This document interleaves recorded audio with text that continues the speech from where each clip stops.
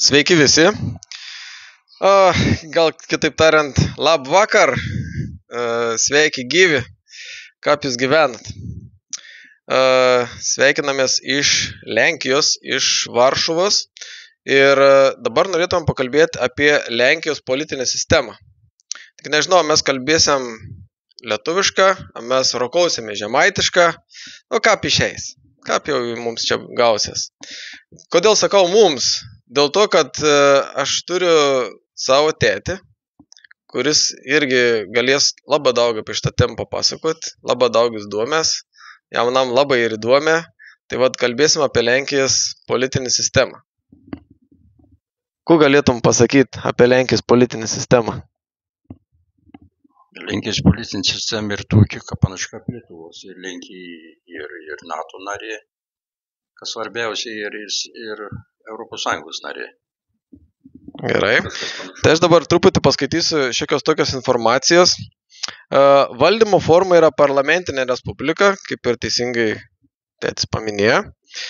Jos vyriausybės vadovas ministras pirmininkas galioja 1997 metais priimta konstitucija.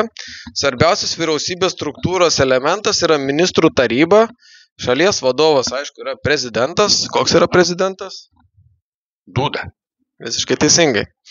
Prezidentas renkamas visuotiniu balsavimu 5 metų kadencijai.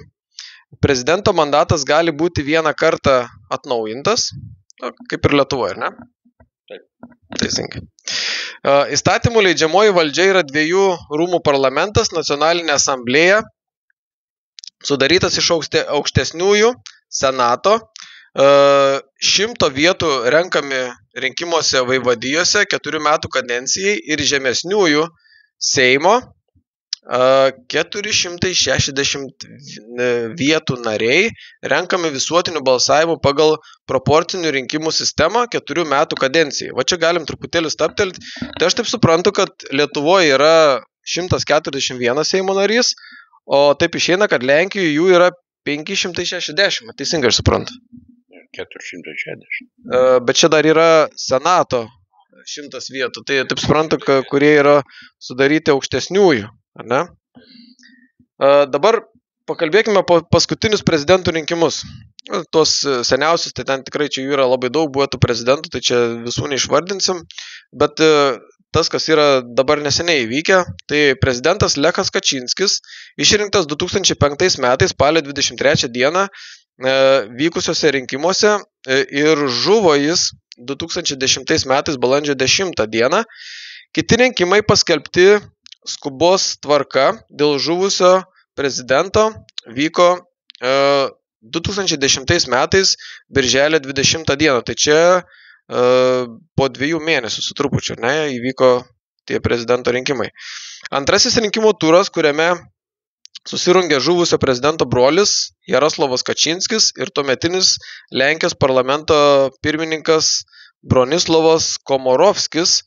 Ir rinkimus laimėjo Komorovskis, surinkęs 53% rinkėjų balsų, o Kačynskis surinko 47%.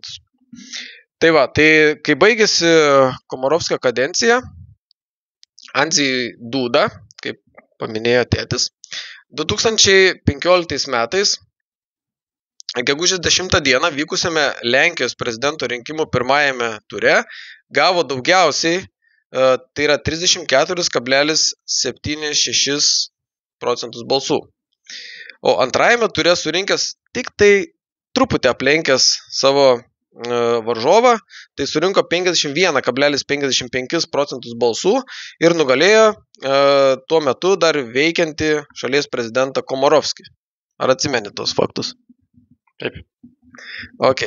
Gerai, tai dabar 2020 metais vyko dar vieni Lenkijos prezidento rinkimai ir pirmajame ture daugiausiai surinko 43,5% balsų, o antrajame ture surinkęs 51,03% balsų nugalėjo Traskovskį. Tikiuosi, kad gerai perskaičiau šitą pavardę. Ar teisingai? Taip.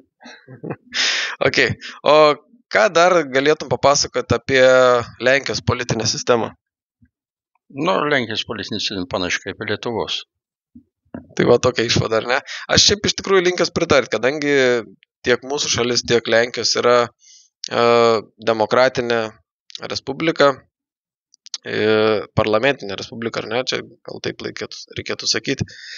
Tai va, tai tikrai džiaugiamės, kad turim tokius kaimynus ir galėjom čia atvykti ir tikrai pasigrožėti Varšuvą ir tikėkime, kad kitos dienos bus tikrai įspūdingos ir mes patirsim tikrai šaunių įspūdžių.